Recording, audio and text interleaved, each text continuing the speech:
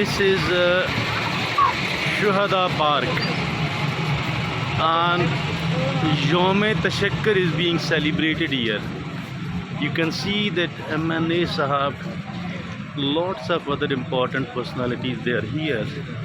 They were here and they were celebrating it. They were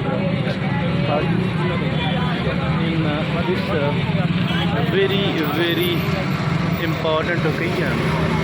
And this very important occasion is Yom Tashakkar. And Yom Tashakkar was celebrated here and everywhere else in Pakistan.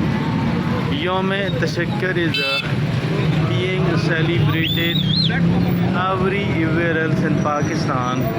And this Yom Tashakkar means that the brief war between India and Pakistan, Alhamdulillah, Pakistan has won it, and it has proved as a blessing in disguise.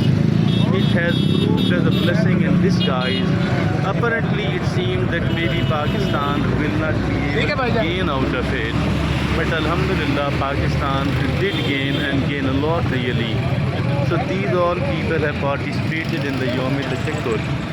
All of them are now coming out and see that if at all the people are somebody is there willing to talk, I should like to speak to those people.